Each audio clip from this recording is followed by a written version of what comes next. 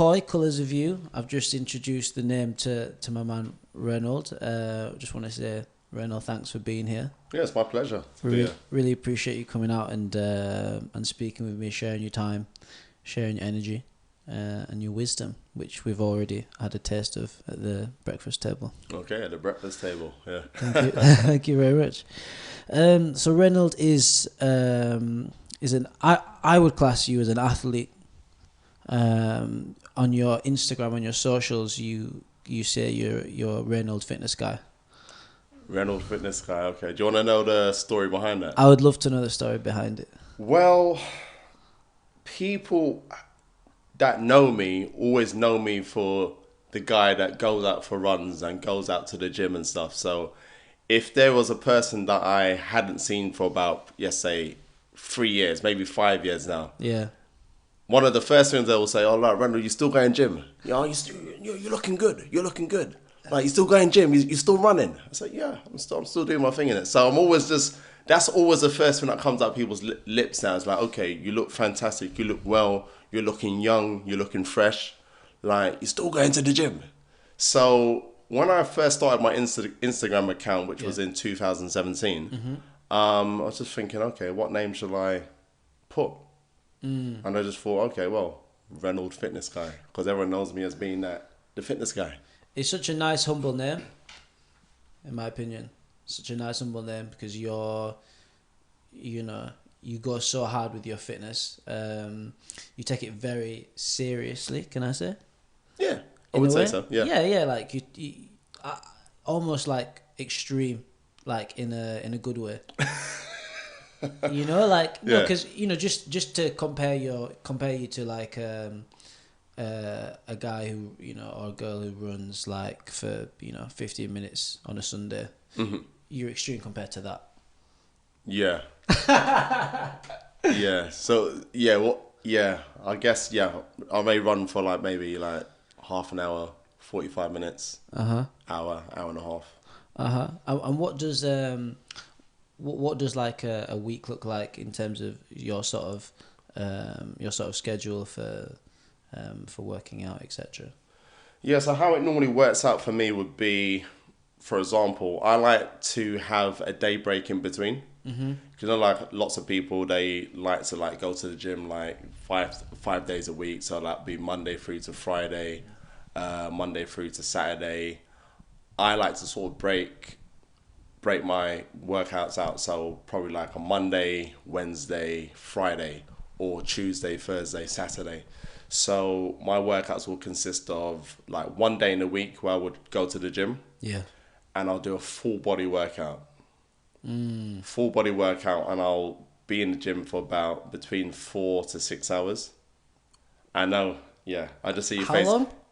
Like 4 to 6 hours. I know you say I'm extreme. I actually don't believe you. Like I do, but I'm so surprised. That's a lot. Well, the thing is now, the reason why I do full body workouts at the gym is that I had to fit it around my schedule. So I've been doing it for the last probably like 4 to 5 years. So where I was working like a full-time job, and it was just convenient for me. Yeah. And sometimes I'll go to the gym and then I'll feel that I haven't really worked out. I like to go to the gym, and then once I've finished my gym session, I would like to feel like I've really worked out. And the only thing that gave me that feeling now was to do a full body workout. What is it? Could you run us through what a full body workout is for you? Because for me, it would be doing like a few reps in each arm, on each muscle group. But for you, what's a full body workout? So a full body workout for me would be, I'll get to the gym, have a bit of a stretch, a bit of a warm up as well. Yeah. So I'll probably stretch for about like half an hour or so. And then I'll do a bit of cardio. So I'll do a bit of cardio, get on the bike, get on the row machine. So I'll spend probably about 30 to 45 minutes doing that. So once I... that's making you tired just hearing that. No, I feel the fatigue in my feet at the moment, actually, when you're talking about that. Yeah, I feel that fatigue. Right. So once I get the cardio out of the way, then after that I would do some abs on the mat. So once I've done abs, then I'll go on to deadlifts. Yeah. So once I've done my deadlifts, then I'll go into doing squats. Okay. Squats, doing like a lot of leg exercises. Then after doing the leg exercises, then I'll go into like doing back exercises. And then I'll do chest, arms, and yeah, that's what I'm more or less kind of doing it. So I've just kind of like, we'll start off with obviously the cardio, legs, back, chest, arms, and yeah, that's my workout. What, 4 to 6 hours? Yeah, 4 to 6 hours. I mean, it's more or less on the 5 hour, 6 hour sort of mark. Okay, so I guess I wonder if you could understand my extreme evaluation. Yeah, but the thing is, for me, you got to find what works for you, innit? So I'm not one of those guys that, okay, well, today's chest day, and then tomorrow's feet day, and then the next day is neck day, and like I just got to just get it all over and done with now, innit? So I'll have a good proper like session where I've worked out to the max, and then obviously in the week I'll do running. So I'll go out running twice a week. All right. Actually 2 to 3 times a week I will go out running. And then also in the week as well, I'll also do calisthenics as well, which is like body weight training. So I'll go down to my local park, kind of where I'll do obviously like the pull-ups, your dips, etc., push-ups. Yeah. So I do that twice a week. So that's really my routine, really. So like, so maybe 3 times in the gym, maybe 2 to 3 times running. Yeah. So indoor gym once a week, and twice a week calisthenics, and 2 to 3 times a week of running. Okay, and like when you say get it all done, and you're at the, you feel satisfied in your workout, like what is that feeling like? How could you describe that feeling to people? Yeah, that feeling is like I feel just so energized now. I feel pumped. I feel that pump in my arms, the chest, the legs. So I think so once I feel that satisfaction of that pump now, I just feel I deserve a rest. Yeah. So I'm a firm believer of working out hard, working hard and resting hard as well. Because like people look at me and they just assume, oh, you must go to the gym, you must live in the gym. I said, no, not necessarily. I work extremely hard, but you get your growth and obviously you get results through obviously resting as well. Because that's the best way for your muscles to repair itself now, is through resting. Wow. Not overexerting yourself. So I mean, I overexert myself when I'm obviously training, but then when it comes to obviously just days off, I'm just like chilled. I'm just probably just doing yoga, stretching, and just don't do anything at all. So train hard, work hard, and rest hard. Yeah. Train hard, rest hard. Is that a song? It should be. Yeah. I'm trying to think. Work hard, play hard. Wiz Khalifa. That's the tune now. That's the tune. Yeah. They do say that the best way for a human to be productive is to sprint, in terms of like working hard. That's the sprint, and then to absolutely rest, which feels like almost the opposite of how a lot of us approach work in general, which is just slow, continuous, endless, with very little rest. Have you had any, would you say that's what you've observed as well with, What, with people in general now? Yeah, like the way we approach it could be like projects, or it could be how we're taught to work in the office, etc., in our day jobs. Do you feel like this sort of sprint and this going all in and then absolutely resting? Do you feel like that is? I don't think people are resting at all, really. I think we're just in a society, like when you just walk around London in general now, everyone just seems to be just in a rush. Yeah. We're all about that. We're in this microwave age now, innit, where everyone wants things done as quick as possible now, innit? Quick as possible, quick. You got to think quickly. You got to constantly be on your toes now, innit? And I think people, people walk fast now. They physically, everyone. Even when you look at people's faces now, on their phones now, you see this intensity in their face. And when they're even just texting now, it's like, I mean, I see people obviously texting like Intense texting. Another thing is, I can't text like that at all. I like to just take my time, but then everyone just seems to be just on edge now because that's just the society that we're in now, isn't it? I mean, the thing is, that's why fast food is just so successful now, because people just want things right now, innit? Like Burger King says, like, yeah, just have it your way. And having it your way is just like as quick as possible. So, yeah, I just think that's just a mindset of people now. As opposed when you go to further north in England, Okay. or when you go to the West Indies, for example, now, Yeah. or places in Africa as well, the pace is a lot slower now because, again, with the weather, when it's more hotter now, people tend to be more chilled and more relaxed. When there's less pressure to be a particular person, yeah, then you don't have that pressure there. Yeah, but you feel the pressure here. I definitely feel the pressure here, which is actually one reason why I moved to London, because I like the pressure, because the pressure was also a sort of catalyst to move and to move forward. You know, it's like Right. it's like an energy. Do you feel like the energy can be used progressively as well, like and helpfully, to like move towards goals, to get things done, to yeah, in that way. No, definitely, because the thing is, like with everything in life now, there's a benefit and a drawback in everything. So the thing is now, if you get too complacent in life, then you find that you're not evolving as a person, you're not growing at all as an individual. As opposed to when you are challenged now, you're forced to get out of your comfort zone. Yeah. Yeah. So there's a blessing in being challenged, and there's a blessing in having hard times come your way. Beautiful. It's quite a well. I know that's a very true statement for me. It's also I almost would say it's quite a romantic view of life. Like no matter if life is, you know, obviously like comes across as super perfect or super dark, there's always like something to begin from it.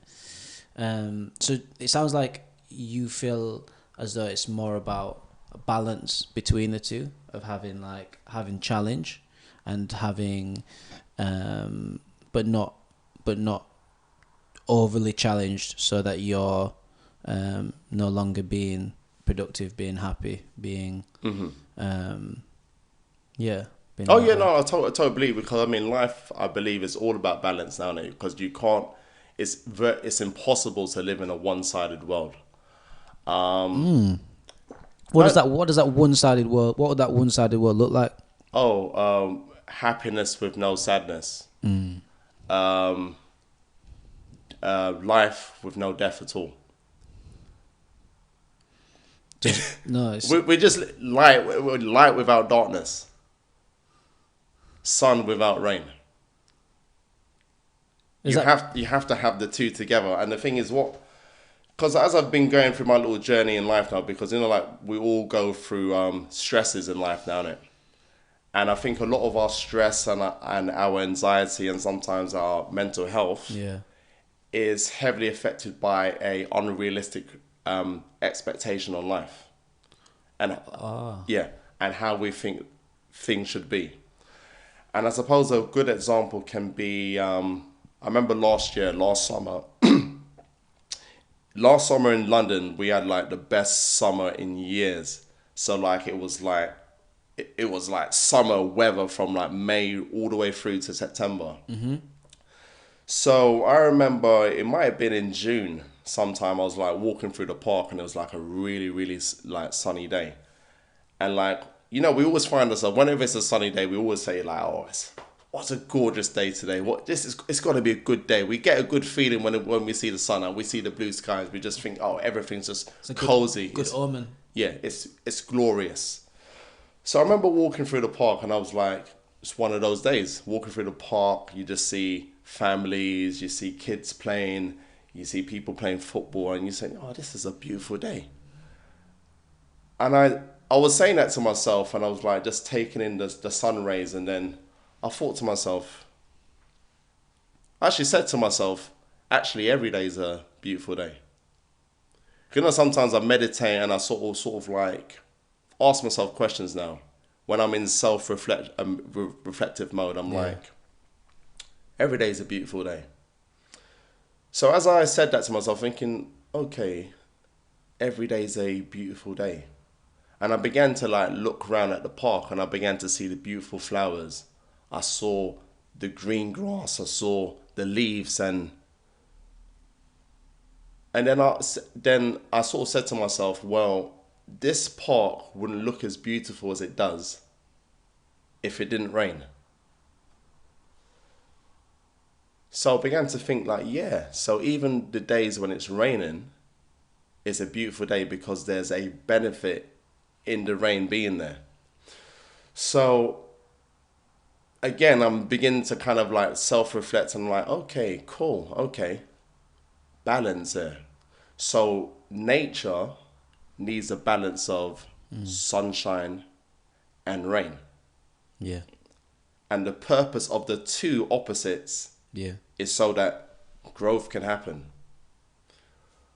Okay, so I'm beginning to like, okay, I'm getting this now. So just like nature needs a balance of sunshine and rain, right, we as human beings, we need a balance of sunshine and rain. Support and challenge, good and bad. And the purpose of the two opposites is so that growth can happen. Is it hard to see that sometimes in certain situations? It's difficult to see the good in bad situations if you see it from a lopsided view, or if you're just seeing the one side of things. Let me give an example.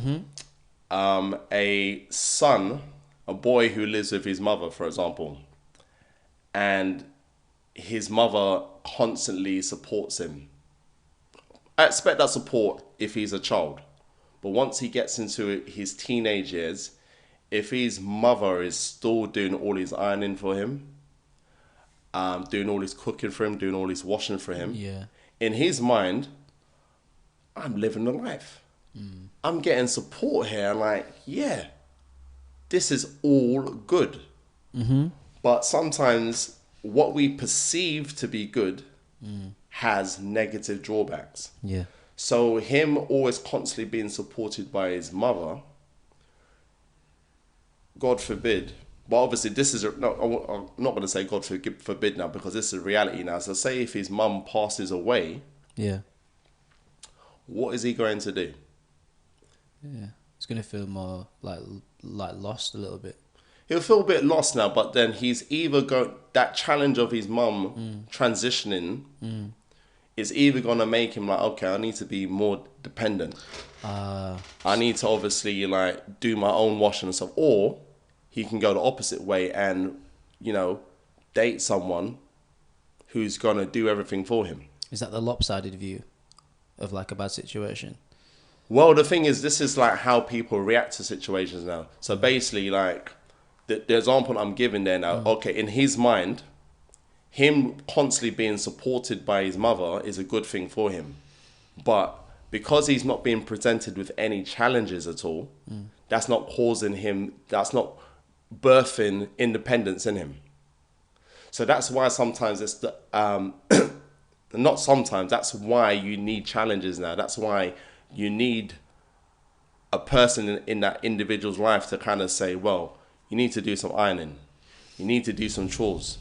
You need to get yourself a job and you need to pay some bills in the house. Yeah.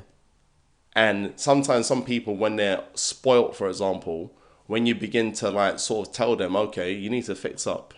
You need to become more dependent now. You need to be paid. I need to take some rent from you. A spoilt person's response would be, oh, you don't care about me. You don't love me at all. But that's what you get now. If you constantly support to give someone too much support, then they're going to see you as the bad person when you get sick and tired of doing everything for them. Like, and will they sort of see themselves as a victim in a way? Yeah, because they're constantly being held. Their hands are being constantly held all the time. parents or whatever authority figures that's been in their life, that's been that safety net for them. Yeah. It doesn't breed independence in the person. So that's why the importance why you have to present challenges to children, teenagers, so that they can develop now. So that's just an example of the importance of support and challenge in a person's life. Do you think that challenge breeds responsibility?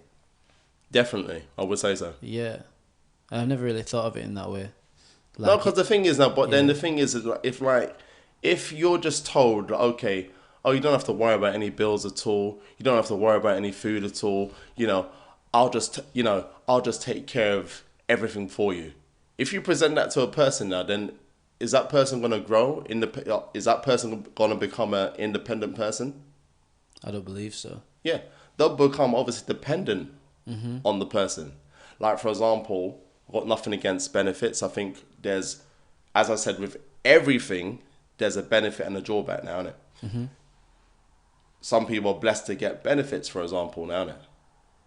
But once those benefits are taken away, then that person sees the government as being the bad person. The government does not taking care of me. They're not doing this for me. They're not doing that for me.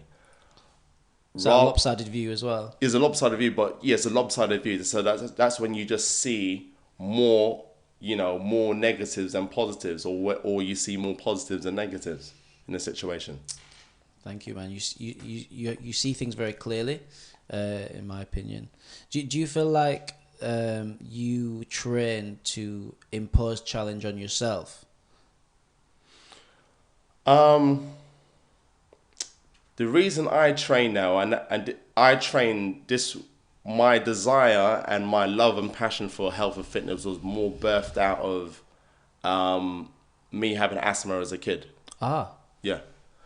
I'm someone who's always loved sports now. And as a kid growing up, I've always loved things like, obviously, football. Boxing's one of those. And that's mainly through watching the Rocky films, for example. Just seeing the training and stuff. So that's and my idol at the time as a kid was watching Mr. T now, innit? Mr. T in the A-Team. Yeah. Arnold Schwarzenegger.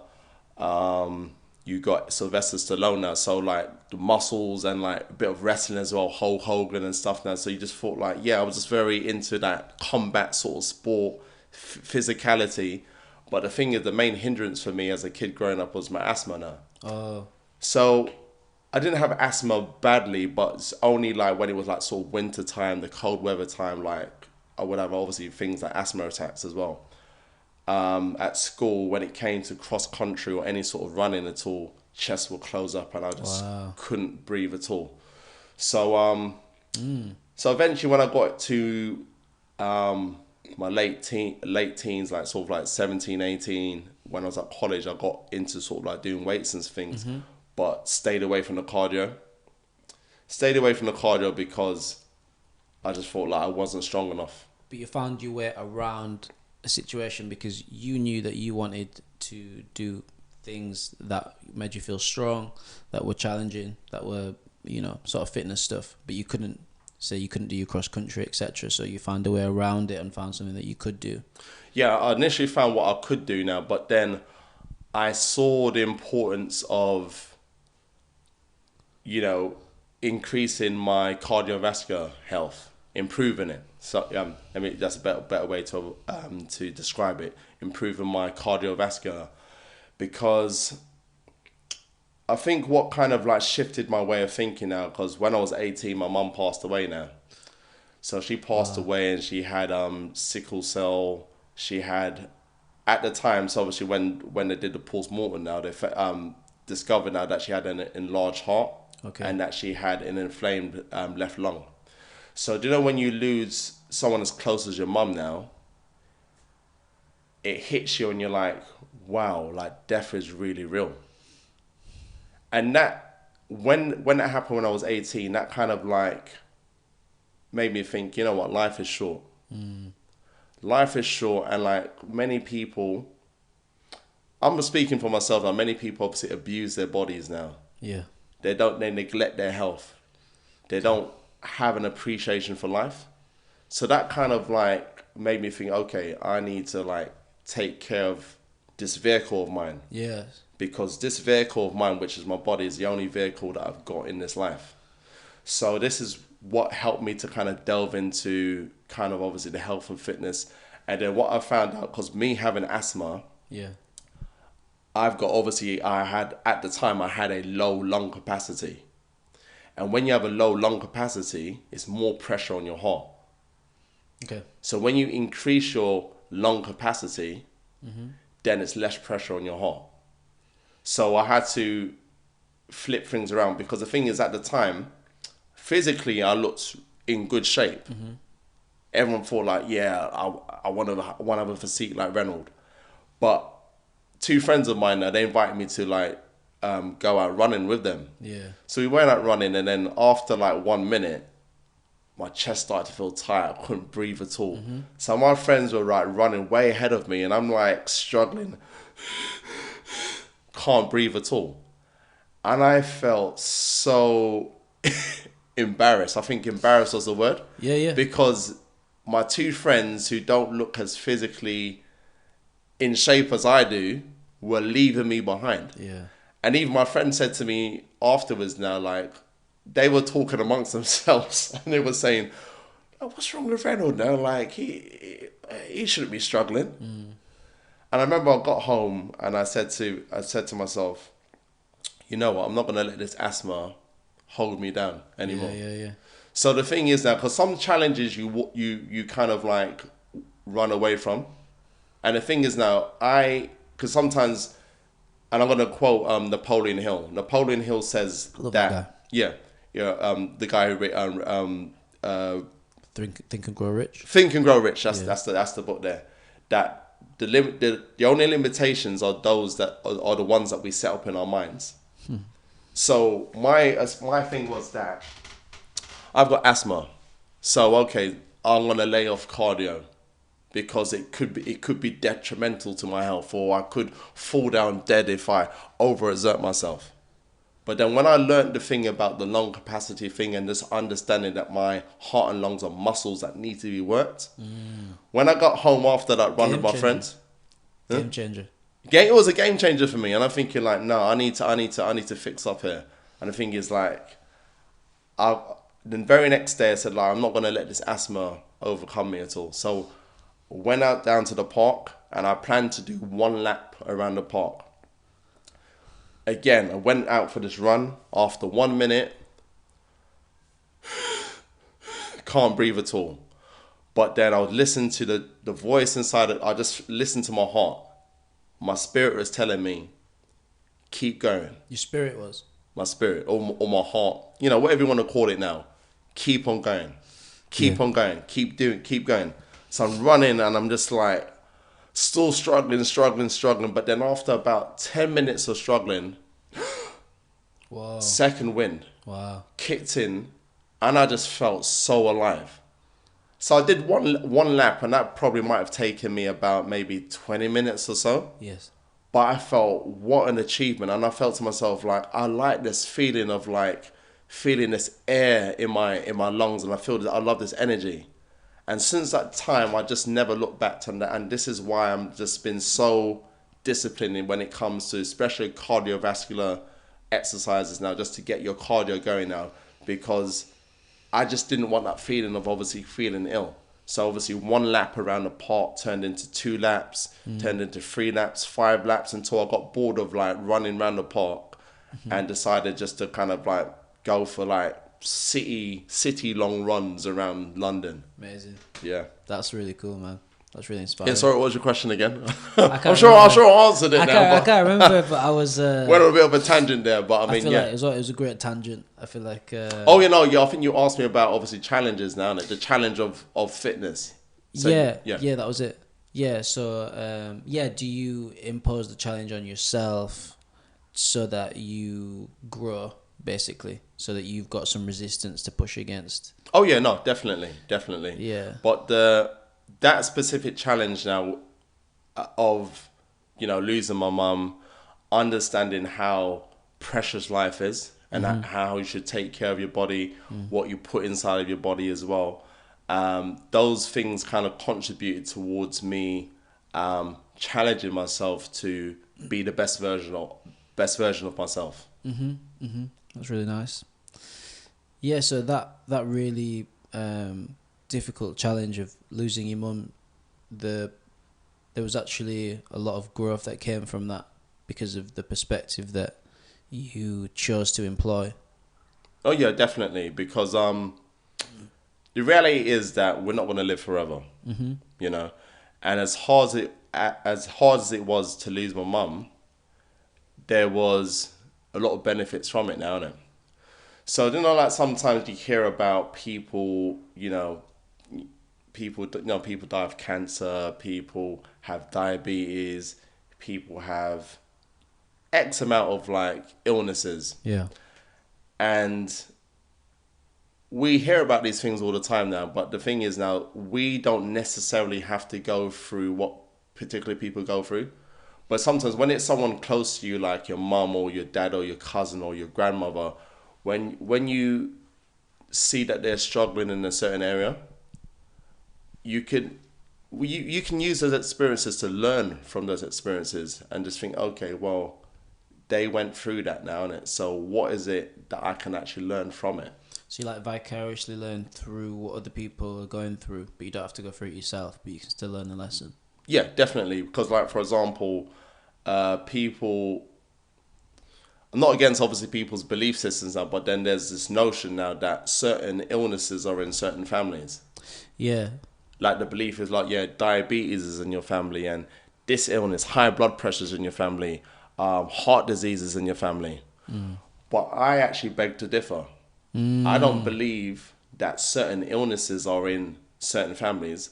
I believe that certain eating habits, which are passed down from generation to generation to generation, and if we obviously incorporate those, those eating habits that contribute to diabetes, for example, high blood pressure, okay, that's the cause. How do you get out of that? Do you have to educate yourself?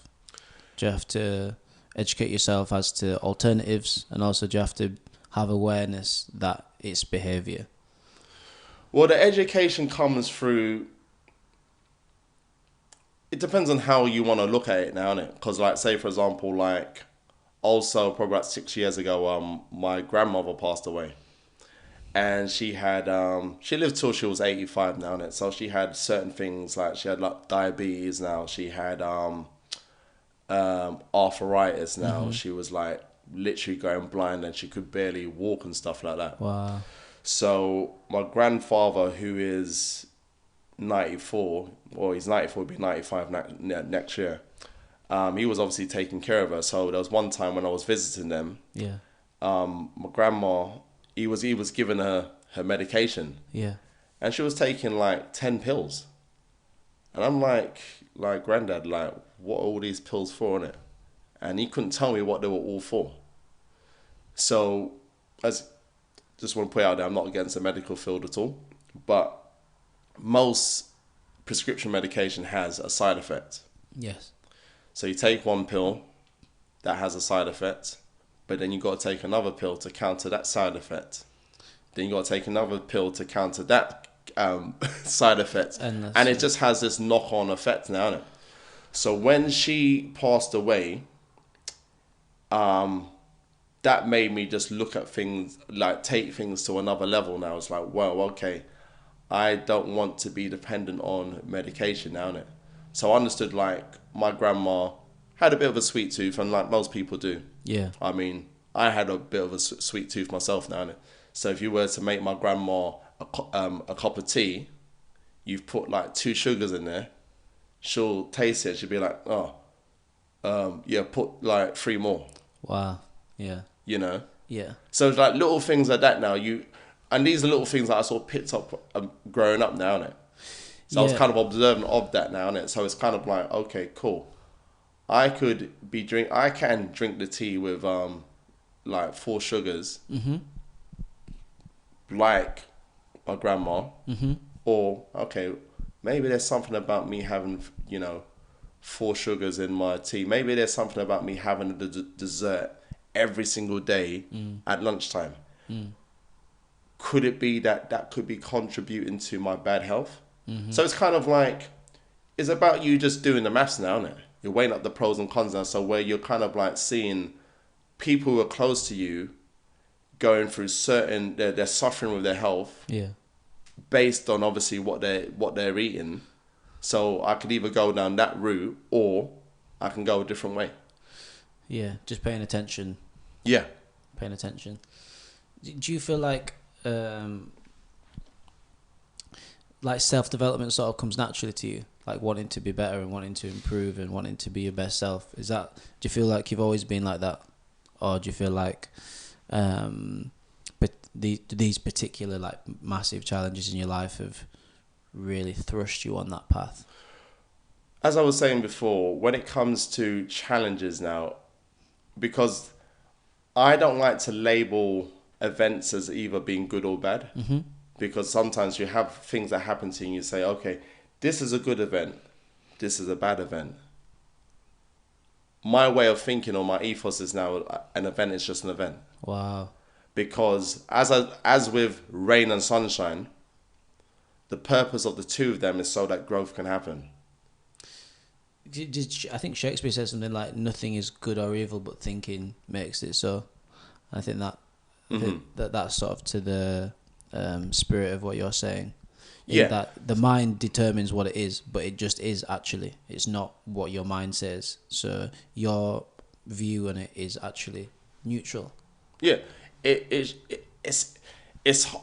hard to sort of train your mind to do that. But because I've read books by one of my mentors is a guy by the name of Dr. DeMartini, and he wrote a book called like The Breakthrough Experience. And that book really kind of like transformed the way I kind of viewed life and how events in life and how it just the way he describes it now, that things in your life are not designed to be in your way, but they're designed to be on your way. Wow. So definitely events in my life has contributed to my love and desire for health and fitness and also self-development as well. Because, as I say now, like, for example, if you have things presented on a platter all the time and you're constantly supported, for example, you're not going to want to push to do anything more in life now. You just be complacent now. So that's where you see challenges and trials and tribulations now contribute to a person's development now. So a person who's grown up in poverty, for example, when they grow up now, they can develop a desire or they can develop a value on saving money. Yeah. They value money more because they know what it feels like to have nothing at all. So sometimes our deepest voids birth out our core values now, or the things that we love the most in life. That makes a lot of sense.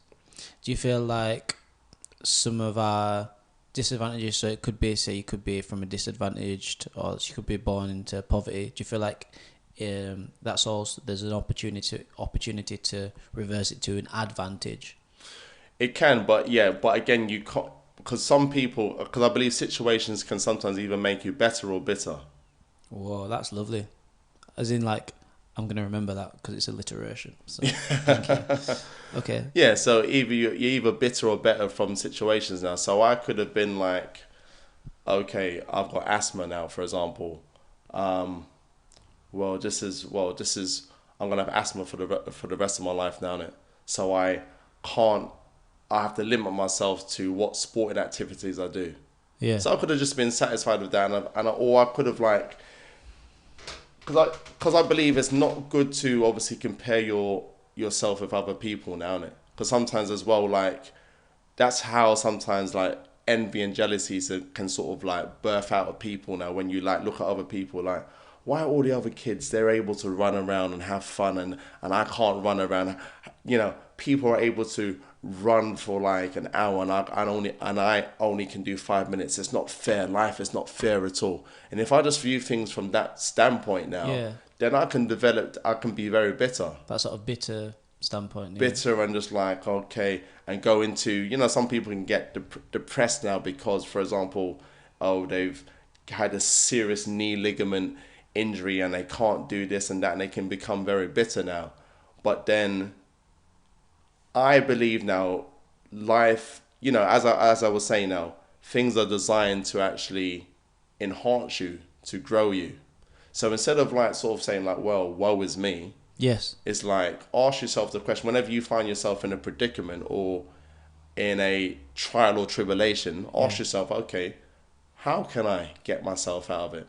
So that's kind of like training your mind to see your way out of problems now. That triggers off the problem solving part of your brain now.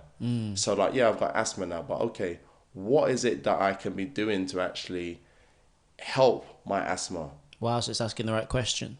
Asking the right question, because there's also a saying now that the quality of your questions dictate the quality of the life that you live. Whoa, that's cool. It's really cool. So having asthma now, okay, how can I overcome it? Okay, I'm feeling sad or depressed in a particular job. What is it that I can do about it? Mm-hmm. Instead of like, okay, well, I hate this job, for example, it's the manager's fault or it's the company's fault why I'm feeling sad. But then ask yourself the question, okay, so maybe that company isn't for you at all. Maybe it's a job that you don't actually enjoy. Ask yourself, okay, what is it that I would love to enjoy? As opposed to, why me? Why Woe does is me. Why does this always happen to me? Yeah, and pointing fingers at other people. But really and truly, the reality is now, no one's in control of your life but you. But at the same time, you're not in control of a lot of the situations that happen around you, or not all of them. Yeah, definitely. Because as I say, situations are always going to happen, aren't it? But the thing is now is that you're not in control of obviously what happens around you now, but how you react to them. Actually, how you respond to them. Let me correct myself there. Okay. Because when you react to a situation now, it's a lot of the time is out of emotion. But when you stop, pause and analyze, that's when you are in the right mindset to respond to a situation rather than react to it. How do you get into that state of being where you're responding and not reacting? It's to understand, to get into that mindset of like responding is to not see things from a lopsided view. So everything that I'm talking about in regards to, okay, instead of like, for example, you're a parent now may say, okay, I'm not going to give you pocket money anymore. You need to go and get a job. Yeah. So the initial reaction is going to be like, that's not fair. But then, okay, cool. So when the parent presents that challenge of like, no more pocket money, you need to find yourself a job. So then it's like, okay, straight away it's like, okay, cool. What jobs can I do? What jobs are available? Asking the right questions. Asking the right, it's back to obviously what I've said, asking the right questions. And if we step back further, you've mentioned it's to do with values. What are your values? What are your beliefs? Mm-hmm. What thoughts do you carry around? How do people and should people literally like sit down and like work out what their values and beliefs are? Yeah, so how a person works out what their values are. Yeah, and is it important for them to do that? Or will it just be revealed to them in life? Well, I believe that a person's life, how they live their life, will tell them what their values are. Okay. What they spend the most time doing. Yes. What they spend the most time talking about. Mm-hmm. Gives a hint. So an example would be...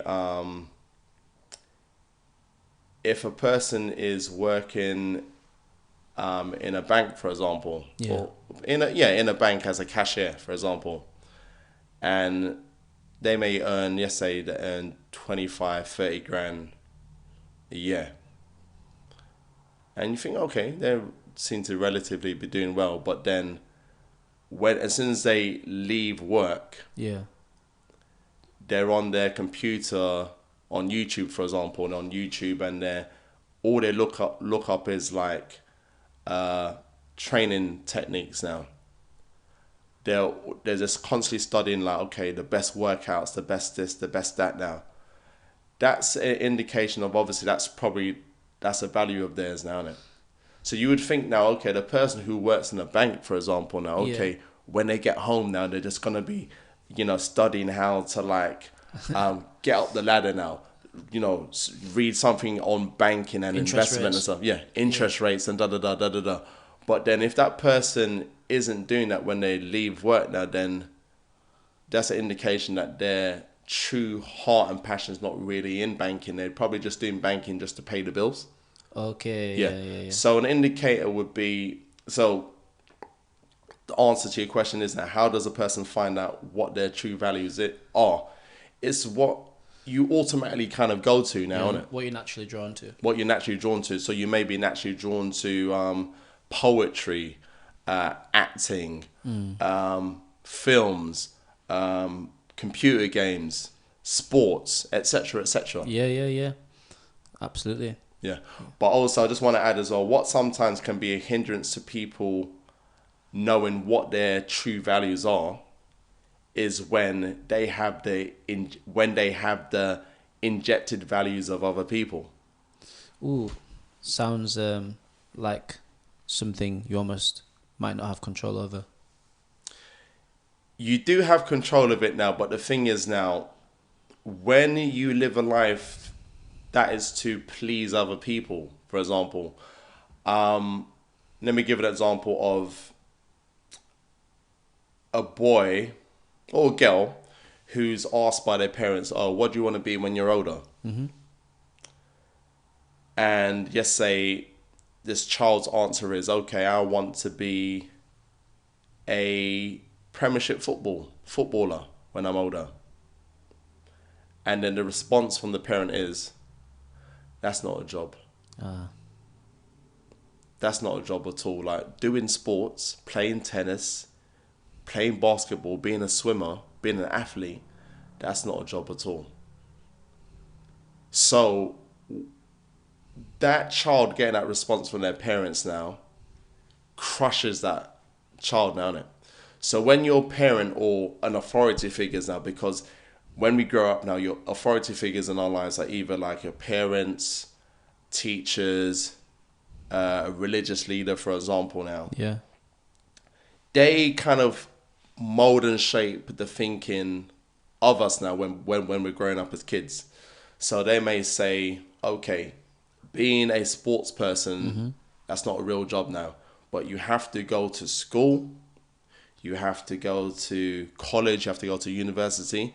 And what a real job is being a doctor, being a lawyer, being a manager, bank manager, etc., etc. So when a child is told that success is limited to following the traditional routes, certain fields or whatever, you as an individual, you lose that ability to think for yourself now, innit? So it's kind of like, okay, cool. If I go against the norm, what are people going to say about me? How important do you think it is for people to lead like a rich, passion-filled life, to think for themselves? It's very important now, because when you're living a life which is to please other people, and then you're always thinking about, oh, what are people going to think? Because sometimes when people like say, okay, you have to go this way. If you don't go this way, like for example, okay, a kid says, I want to be a Premiership footballer.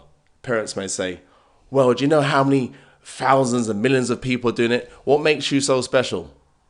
So that injects fear inside a person. So when you are fearful, you're never, ever going to go for your dreams at all. You're just going to, okay, let me just keep things safe now. So they're injecting an idea with an emotion. And an emotion. And that emotion is fear and negativity. Yeah. So... And it sits with the kid. Yeah, it sits with the kid. For a long time. For a long time, until it's for a long time, it will carry through to the adulthood as well. Until when? No, until you actually deal with it, it's going to be until you die. So you have to, but in order to deal with it, you have to follow a certain process to make yourself aware that you have it, aware that you've been fed something, instilled with something. I mean, what personally helped me get to that place now was feelings of obviously anxiety, feelings of stress. And the thing is now, feeling stressed, feeling anxious is not a bad thing at all. Mm-hmm. To me, it's a feedback mechanism. It's a symptom that lets you know that something isn't right. Okay. So feeling stressed out and feeling upset, those are good things. Because like you're asking me now, okay, how does a person now begin to pursue happiness now? The pursuit of happiness, how does a person do that now? It's by being honest with yourself. And you have to be honest with yourself and be thinking, am I willing to live a life that makes me feel sad? So those symptoms are good, and that's a good feedback mechanism that we have to enable us to, or force us to reflect on our lives. Definitely, like for example, if you're playing football, for example, and you twist your ankle, you feeling that pain is a good thing. That pain, that message goes straight to your brain that lets you know, okay, I need to stop right here. Something is wrong here. So the thing is like, I can't go any further in this game at all. You need to substitute me. Yes. So you feel the pain so it can get treated, don't it? But many people, when they're in a job, they're studying something that they don't enjoy at all, but they're feeling the pressure, they're feeling anxious, and obviously their mental health is beginning to decrease now. Mm-hmm. But very few people stop, pause, and analyze and think, okay, cool, why am I feeling this way? So... Is that a process? Stop, pause, analyze? Stop, pause and analyze. It's like, okay, cool, like... It's just almost like as well, like they teach as well, if you catch on fire, you're meant to stop. You're meant to stop, roll. Mm-hmm. Is it stop, drop, and roll? So is that process now? Obviously, like when you catch on fire now, obviously, or you're feeling anxious or you're feeling stressed out. Okay, drop what you're doing. Mm-hmm. Drop what you're doing, and then roll back time. So when you think about it now, stop, drop, and roll. So stop doing what you're doing, roll back time, and think, okay, cool, what brought me to this place now? Mm-hmm. What's causing me this fire, this sensation now that's making me feel upset and anxious? And then when you kind of like trace back the roots of obviously what's causing you discomfort, sadness, or whatever, then you think, okay, cool. So now that I see what's causing me unhappiness, then okay, what is it that's going to make me happy in this life? Asking that question again. Asking that question. So again, it's the quality of your questions that dictate the quality of the life that you live. Because I guess when you ask the question, then it points the mind in a different direction. Yeah. Or it has the ability to. Depending on the question. And then what? But what after that? What about when we know what we want to do? What do we do next? So what we do next after that now is, again, once you know what you want to do in life, it's about filling your time with high priority actions. So actions that's going to get you to where you want to be. Mm-hmm. I can give you an example of a guy that I used to manage now, because when I was a full-time retail manager, I worked with a guy that was very good at delivery at this retail place. He was very good at filling the sandwiches and stuff, but then he was unable to. He didn't have people skills. Basically, he was one of those people that was very heads down when he did his work. Yeah. When he was like filling the shelves, so heads down now. But if a customer approached him, where is the bread? Oh, it's over there. So he wasn't really good with his people skills. So as a manager, obviously, like when you see that your staff is not, living up to the standard of work now in their customer service, because again, retail and everything in life is all about customer service now, isn't it? So I just thought I just took it upon myself to kind of work alongside him one day. So we were working alongside each other. I was helping him out with the delivery, and then a customer walked by, and I greeted the customer and I said like, how you doing, sir? Blah blah blah. What's your favorite sandwich? Da, da, da. So we had a little bit of a chat or whatever. It lasted probably about 30 seconds. Yeah. So okay, take care, sir. I'll see you later on. So this particular person that I was managing, he kind of looked at me and he was like, "Oh, I couldn't do what you just did there." Yeah. I'm like, what did I just do there? I just said hi to the guy, but I said like, no, but it's the way you were just so comfortable just talking to this guy, like I couldn't do that. So I decided. So I asked him, okay, let me just find out a little bit about you now. What are your passions now, and what made you obviously get into obviously retail? Like, do you have any other interests at all? So he told me like probably like 2 years prior to that, he was studying to be a scuba diver instructor. Wow. So he was out in Spain doing that, and he was just about to kind of do his exam to be fully qualified, and then he got this serious back injury. Wow.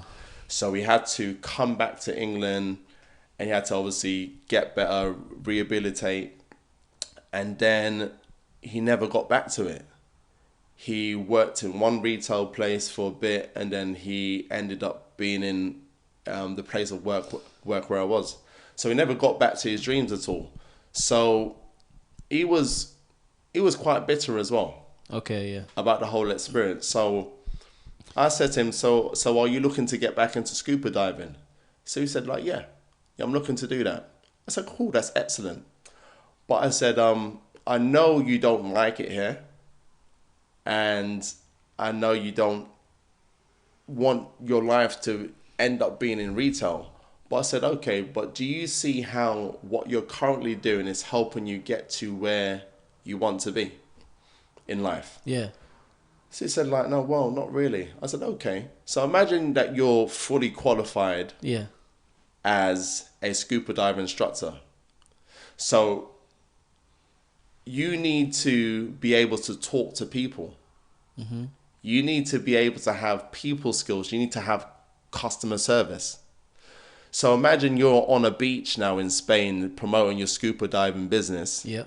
So you need to, when you're on the beach now with your business cards or your flyers now, you need to like approach people. Be like, okay, my name is Billy and I'm the new scuba diving instructor now. I've got lessons that start 9 a.m. to like 2 p.m. Okay, take a flyer now. Yeah. Yeah. You have to be able to approach people now, innit? So I said, okay, the importance of actually developing your skill of customer service now is very important now. So I know you're good at what you do, and I know you don't really like having conversation with customers and stuff. But do you see how developing this skill, and you're in this job and you don't like this job at all, but do you see how this job can actually help you get to where you want to be now, and how it's helping you develop them skills of customer service and how it can help you in the future? And he looked at me stunned and he was like, you know what? I never thought of it in that way.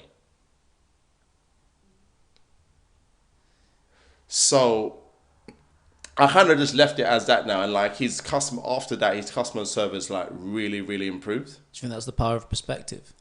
It's the power of perspective now as well. But I was helping him link what he was currently doing with his future. So I say all that to say now is that, okay, a person has identified what they want from their future now, what goals and aspirations they have now. They may want to start up their own business now. They may want to obviously pursue sports or art or acting or whatever it is. So I said, okay, cool. While you're doing what you're doing currently, but then start to sort of make plans, like, for example, okay, I work a shift which I'll work mainly morning shifts, for example, now.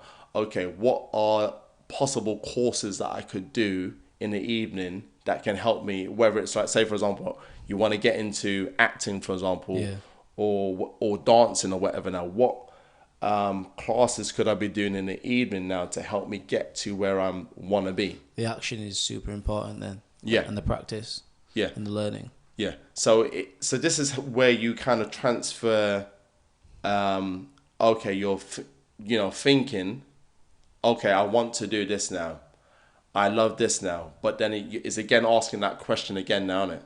What are the high priority actions? Because sometimes we fill our days with things that don't. Could you unpack that a little bit, that concept of high priority actions? Okay, so if you want to be an actor, for example, then okay, if you're and you're currently working in a bank. Okay, so if you're sort of day in, day out in a bank, and that's all you're doing, how is that? Okay, of course you need to work to pay your bills now, innit? But then when you leave work at 5 or whatever time you leave work now, then you're going home, and you're watching EastEnders or some soap or whatever. How is you watching EastEnders helping you become an actor?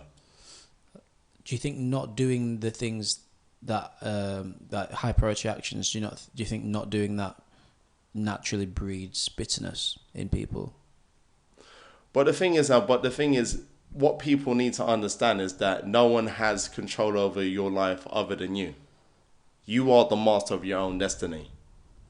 So again, if you really want something badly, and if you're pursuing something that you really love, you're gonna find a way. Where there's a will, there's a way.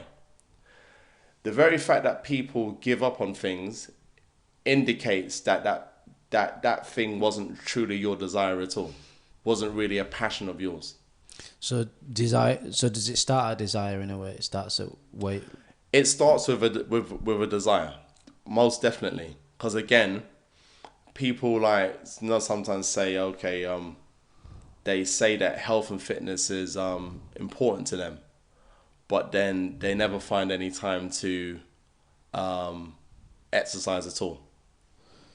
Yeah. But the thing is like, when something's really important to you and you really love something, you do it automatically with no one reminding you to do it. When something isn't that important to you, you sometimes you will procrastinate. Put it off. I'll wait till tomorrow. I'll wait till next week. Da da da da da da. But then when something's really important, okay, cool. I want to get into acting though. But okay, yes, I know I work 9 till 5 now. But okay, cool. Let me look for courses. Okay, 7 p.m. This course starts at that time, and it's going to cost X amount of money. Okay, I haven't got the money right now, but okay, cool. What I'm going to do for the next 3 months, I'm going to put X amount of money aside now. So when someone's passionate about something and they really want to go for something, then they're not going to just see obstacles in their way. They're just going to constantly be, okay, cool. They'll see an obstacle, but they think, okay, cool, but how can I get around that obstacle? Don't have the money right now. Okay, cool. But if I just work, They'll find a way. Yeah, they'll find a way, basically. What do you think people should do if they've got too many desires, in a way? So they're almost like they don't feel like they're getting anywhere because they're going 1 meter in each direction, whatever the phrase is. Do you feel like people need to choose in order to progress like thoroughly in one direction? Yeah, definitely. I mean, you have to. It depends on what is more important. Yeah. Because the thing is now, it's like when you start so many things at once now, then you just kind of gonna be creating chaos in your life, and you just because it's like when someone says, okay, next week I'm gonna start decorating my house. Yeah. I'm gonna start decorating this room. Yeah. And then, I'm gonna decorate this room, but then as well, I need to get wallpaper as well, and I need to get this, and I need to, okay. Even you talking about it stressing me out, actually. Yeah, I don't know. It's like, okay, you wanna decorate, but then at the same time you want to decorate, but then at the same time you want to go to a concert as well that same week. And then also you want to meet some friends at the same time. And when you just put so many things in your week and in your days, for example, you don't achieve anything at all. So I believe in actually having bite-sized goals. Because sometimes the problem is now, because again, life is a process now, isn't it? Because like everyone would want like £1 million like tomorrow. Yeah, please. Yeah, yes, please, yeah. Yeah. You want things just so quickly now, but the thing is, that's not how life works. Oh, that's interesting. No, that's so. Yeah, so life is a process. Life is not instant. Not instant, yeah. It's things that happen, things that you want. It's not instant. It's a process. You have to make that decision. Okay, what goal is most important? Because sometimes certain goals lead to the other goals now, innit? And they intertwine and they link together now, innit? So you got to find, okay, what's the most important goal right now, and then begin to obviously break it down into like bite size now. Yeah, yeah. How did you apply this idea and this philosophy, which I would call it, to your own life? Because you're Reynold, the athlete, the fitness guy, but you work as well.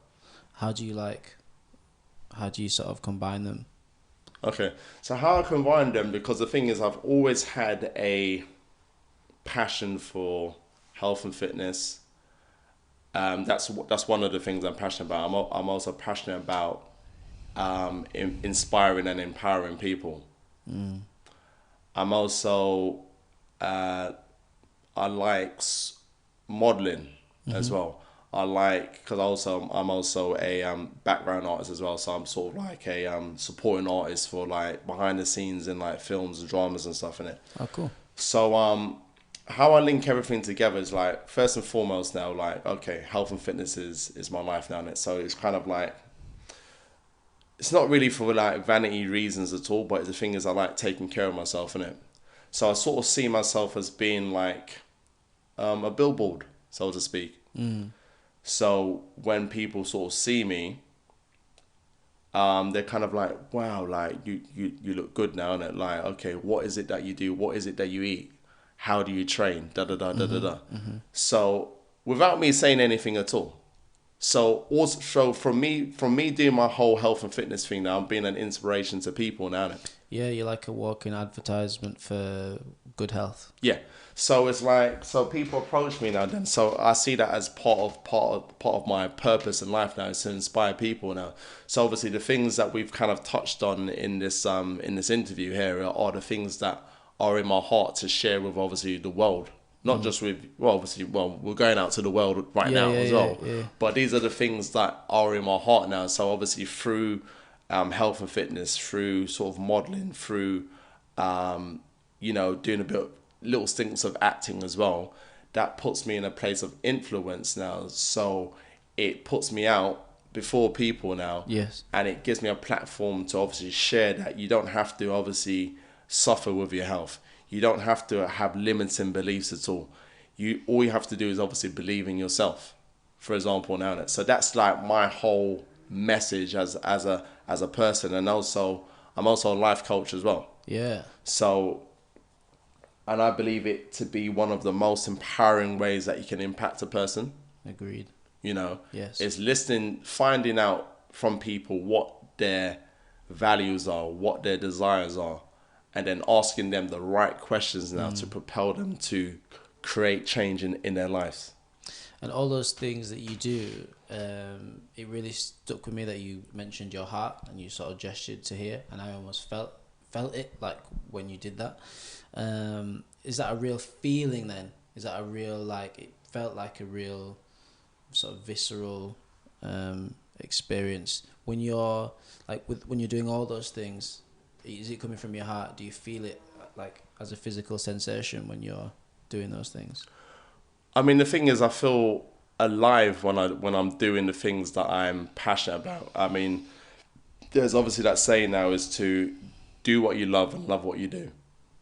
Because the thing is, when you're doing something that you're inspired by and things that you really love now, you feel this energy. Yeah. As opposed to, like, for example, majority of people hate Monday mornings. Oh, the Monday blues, and like, oh. And when that alarm goes, that person's alarm goes off at 5 a.m., 6 a.m. in the morning now. People, they hear that alarm on Monday and they're like, okay, hitting that snooze button, hitting the snooze button about 5 times. I know sometimes I look at my alarm and I'm just so angry that the alarm, I feel like the alarm has attacked me, you know. You know, so I understand that feeling for sure. Yeah. But why is that? Yeah, it's just well, I guess in that moment. So, for example, even if I'm doing something that I'm gonna love that day, I guess that's not in my mind. I guess. Right. Yeah. So if you're waking up to do something that doesn't inspire you or something that you don't love doing now, so what does your energy feel like? What does your energy feel like? If I'm not doing something that I really want to do, it's like, on those days it is low. It's like, but I get over that by working out straight away, and then I'm good, and then I do my meditation. So you got a little kind of coping mechanism to sort of deal with that. Oh, totally, yeah, absolutely. But as opposed to obviously, if you're waking up to do something that, because most people now they seem to obviously live for the weekend or to go on a holiday. So for example, now if you're waking up and then you have to and you're heading to the Caribbean, for example, now where there's going to be sunshine or whatever, you're waking up with some different energy now, innit? Like, hey, I'm going on holiday. Yeah. You may have spent the whole night packing now, and you may have had 1 hour sleep now, but the very fact that you know that you're going to a sunny location, your energy rises now. Yeah. So this is why I keep talking about, obviously, when you're kind of like setting yourself the right goals that are going to get you to the place that you want to be in life now, when you're filling your day with high priority actions, when you're living the life that you want to live now, your energy is different. So when you say that you kind of, when I did that now, you kind of felt that energy, you felt that was kind of part of me, it's because I've kind of like found my calling in life now, innit? And the thing is now, there's a saying in the book of Proverbs that says that where there's no vision, the people perish. So in other words now, when a person when they're not following the desires of their heart, and they're not following their passions and the things that makes them happy in life now, when you don't have any direction in life now, like you tend to live a self-destructive kind of like life. Not saying that there's anything wrong with, for example, watching episodes and watching films and going to the pub, partying. I'm not necessarily saying that any of those things are wrong, but what a lot of people tend to do, they are medicating their pain. It's like short-term pleasure to cover up like emptiness in a way. Yeah, cover up what's actually going on in their life. So they're medicating their pain. So for example, like you've got a toothache, for example, and you're petrified and scared of going to the dentist. So you think, okay, how do I deal with it? Okay, let me take a painkiller. But it's still there. Oh, you take the painkiller and like, okay, the pain's not there. I don't need to go to the dentist anymore. But the problem's still there. Problem's still there. So it's kind of obviously dealing with the root cause of obviously what's causing you dissatisfaction, what's causing you stress, what's causing you to have a breakdown mentally. And it's as simple as, okay, let me give myself permission to be me. I'm not satisfied with this job. I'm not satisfied with being in this relationship. I'm not satisfied with this now. And it's actually you valuing your putting value on yourself. Yeah. Because I did a interview probably about 3 or 4 months ago. A guy interviewed me, and then the last question he asked me, and he said to me, and I said a lot in that interview as well, but then he said, like, in one sentence, how does someone become the best version of themselves? And I like to give like nice kind of detailed like answers, but he said like what he said in one sentence, how does someone become the best version of themselves? And I thought about it, and then the answer just came, boom, just like that. And my answer was, in order for someone to be the best version of themselves, the key to them being the best version of themselves is when they stop comparing themselves to other people. And when you see yourself as number one, and when you're just competing with yourself, you're always number one. Do you have to compete with yourself then? Because when I say compete with yourself now, you're not... When you're competing with yourself, you're actually more focused on being the best version of yourself rather than being the number two version of someone else. Okay, yeah. I got you. You know, like where because again, when you're like, because I was sharing with you out there now, is that, you know, when you put someone on a pedestal, you minimize yourself. So when you look at someone like say you want to be this bodybuilder now, and you want to be Mr. Universe now, innit? Yeah. But then it's nothing wrong with having, like, you know, your people who inspire you now. But sometimes when you put someone on such a pedestal and you're like, oh, their physique is just so great, I could never achieve that. I could never do this. So you're kind of like, rather than thinking, okay, cool, let me just be the best version of myself now, but you're like, oh, you're putting yourself down now, innit? You're like devaluing yourself. Devaluing yourself, and then you're not in a sense, you're kind of sabotaging yourself a little bit now, innit? Because there was like a negative refrain as well, wasn't there? Like, I'll never be as good as that. Is it a case of seeing the potential for your own growth and being inspired by that person to fulfill that potential? Yeah. So, I mean, obviously, you're like looking up to people and thinking, okay, cool, I want to be where they're at, but also at the same time now, I'm beautiful and unique just the way I am. Like you're enough as you are. Yeah, you're enough, and also I can be an innovator as well, not just a follower, an innovator. Does that come from self-belief? And how did you develop self-belief? Because surely you need to believe in yourself in order to do all these things to move forward. Yeah, I think it's important for a person to stay. When I say stay in their lane, well, first of all, you have to identify what you're passionate about, what you love, what you desire now, what you want out of life. Yeah. Until you're able to identify what you really want out of life and what your likes are and what your dislikes are, unless you identify that, it's impossible for you to do that. You need to define your perspective, define your relationship with the world. You need to understand yourself. You need to know yourself. Know yourself. Know yourself. Know yourself and be yourself. Know yourself and be yourself. In order to believe in yourself. In order to believe in yourself. Because again, if you're following someone else's definition, like someone tells you, okay, you're going to be this, that, and the other now, innit?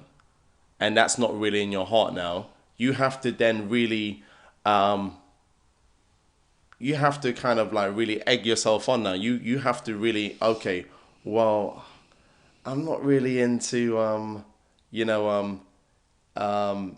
don't want to be a doctor really, but then I was told I've got to be a doctor. So, well, as opposed to like, okay, I naturally gravitate to writing poems now. Yeah. I naturally gravitate to, because when you give yourself permission to be you, the thing is you automatically will have that belief.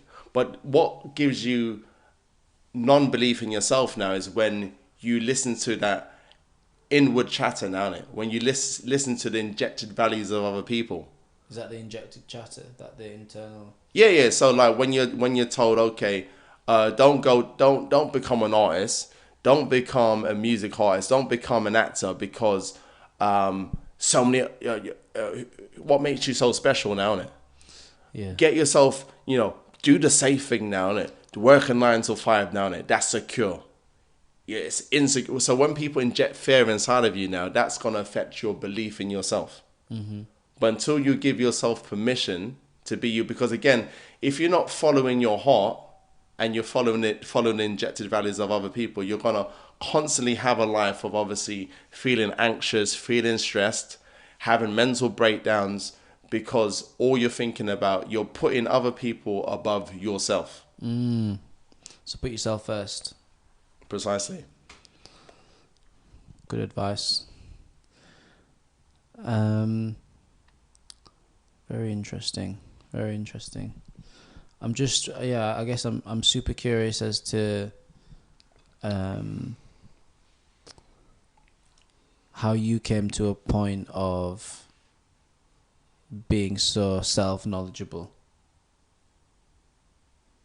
and having that belief in yourself, and I wonder if through doing what you're doing, through that process of fitness, in that journey, in that process, I have these things being revealed to you in that process, in that constant struggle with, whether you're dealing with like chin-ups or whether you're dealing with weights, whether you're whether you're on the path and you're panting down the park, you're running.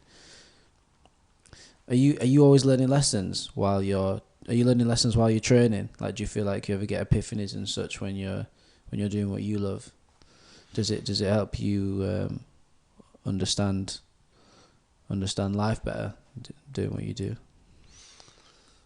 I mean, what's made me understand life now is to just be honest. Because one thing that I kind of obviously learned growing up, coming from like a church background and like, reading obviously the Bible, reading different literature, very much into obviously psychology, human behavior now. And obviously one of the things I especially learned through like the Bible, for example, now is being honest now, isn't it? If you're, say for example, if someone's done you wrong, for example, or someone's like hurt you now, go and speak to that person and try and make things right now, innit? So I've always kind of learned to kind of obviously be honest about my feelings, innit? So like if there was an issue between me or another person now, and sometimes you're not in control of obviously because the other person may not want to try and reconcile or try and patch things up at all. I've always learned to kind of like self-analyze now, innit? So again, as I was saying to you now, like symptoms of feeling anxious, symptoms of feeling sad, depressed, they're good things because they let you know that something isn't right at all. So once I identified, okay, what's wrong or what's going on in my life now that's making me feel unhappy, okay, it's asking myself the question, okay, what's gonna help me get out of this unhappiness now? And that's come through sometimes me taking myself out of certain environments now. Yeah. So if I have aspirations to do certain things, like if I've got an aspiration to be an actor, for example, and then I'm constantly hanging around people who don't want to do anything with their lives at all, they just want to sit at home and get support from people now, that's not going to enhance me at all. So when I've recognized I'm in certain companies of where people are not don't have any aspirations for anything else at all, I've had to change my my situation. The environment, yeah. Sometimes it may have been, sometimes you're in a relationship or in a friendship, for example, where you think, okay, cool, these people, this individual's going to be in my life forever. And then they reject you. That causes you to kind of like evaluate, thinking like, rare, I thought like friendships and I thought this was like going to be forever. Certain family members who are, always going to be there, innit? But then sometimes when you are in your most vulnerable and lonely place now, that's when you sometimes find yourself. So I was in a situation where, wouldn't say I was abandoned now, but then like, it was a blessing that, because like sometimes people have periods in their life where they have a lot of people around them, and then they have periods where they're all alone. Yeah. But then it's coming to that realization now that, as Kanye said now, they say that people in your life for seasons, and everything happens for a reason now. And sometimes sometimes you can be so addicted to having lots of people around you.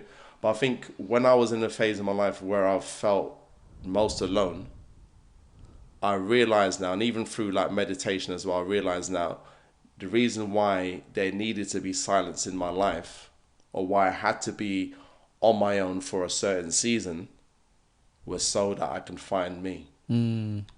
You know? Yeah. So certain circumstances, like, different stuff has happened in my life now. But the thing is like, what's really helped me get to that place now was kind of like being alone and like investing time in me, rather than investing so much of my time in other people now, innit? Because I've always been a person that's been there for people, helping people, whatever. But one thing that Jesus said now in the Bible, he said that you must love your neighbor as you love yourself. Yeah. But people emphasize, and even in the religious world as well, people emphasize and obviously helping people and doing things for other people. It's a balance, no? It's a balance, but the emphasis now, because people focus on, okay, love your neighbor. But the Messiah said, love your neighbor as you love yourself. So it's hard to even love the neighbour if you don't love yourself first. Yeah. So you have to then obviously put yourself first. You have to empower yourself and impact your life so you can really make a full impact on other people's lives. Agreed. That's been my experience. I can definitely help people much more now that I know myself. I'm strong. I can organise myself. The tools that I've learned, I'm passing on to others now, and it feels amazing. It's the best feeling that I've experienced. Right. Other than like writing music, it's the best feeling that I've experienced. It's where pain can just disappear, in that service. Super cool. I'd be really interested to know as well, like just like silly stuff as well, like what exercises do you love, what exercises do you hate, or do you just love it all? As I said, obviously I've always, because I grew up watching obviously the Rocky films and stuff in it, so idols growing up was like obviously Mr. T, Sylvester Stallone, Arnold Schwarzenegger, the guns, muscles and stuff in it. So the thing is that it was very easy to obviously kind of transition into the weights things down it. Yeah. So there's not much that I hate. The reason I hated certain things are because I felt it was difficult. Yeah.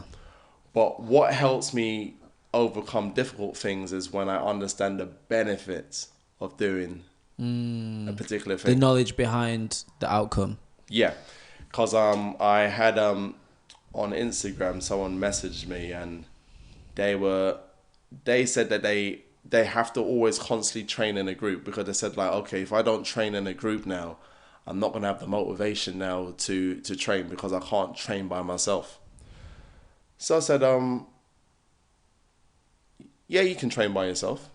That's no problem at all. Yeah, but I said, well, as long as you keep seeing more disadvantages than advantages, you won't ever make a change. So what I suggested to her, and that's what one of the things that Dr. DeMartini sort of suggests is now, that if you don't have enough reasons why you were doing something, you won't ever make a change. So you have to find the reasons behind why to do something first. Yeah. So if something proves to be difficult, for example, now, weigh up the pros and the cons down it. Instead of just having one good reason, write down 20 to 100 reasons why you're doing something. But have enough reasons to make you think, okay, there's some importance into what I'm doing. Because the reason why sometimes we find things are always going to be hard, because let me not paint the picture of obviously things are easy. That's not the reality in life. That's not life. That's not life. The reality is things are hard. Things are difficult now. So even again, like when I obviously kind of like got into kind of like sort of like modeling, sort of like background artist work and stuff like that, yeah, there was plenty of no's. You know, applying for agencies and stuff, no, no, no, no, no. But I learned to be grateful for the no's now, because the thing is now, if you're not putting yourself in a position where people are either saying yes or no to you, you're not even in the game at all. So if you're just like one of those people that you know, procrastinates and think, okay, well, they're gonna just say no to me anyway, and you're not a go-getter. Because the thing is, I think one thing that Grant Cardone once said now is that putting time on the decision is not gonna make you more confident. Wow, that's so cool. Oh, I'll wait till tomorrow. Like, fudge that, man. Just like.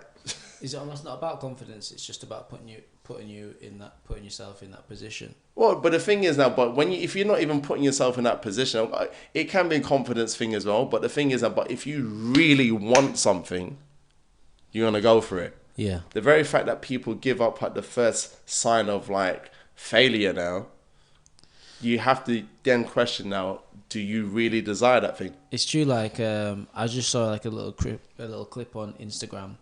Of a few people talking. It was like Steve Jobs, Elon Musk, a few people, and Steve Jobs says something like, he says,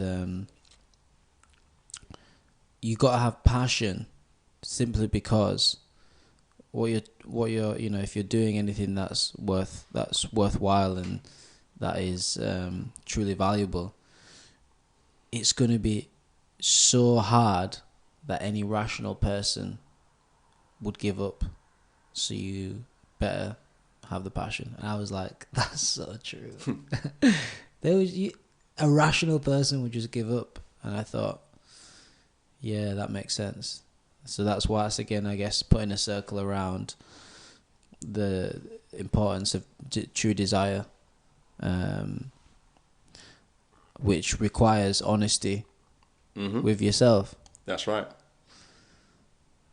Which I imagine would require some process for getting to know yourself, or at least the desire to get to know yourself if you are stuck.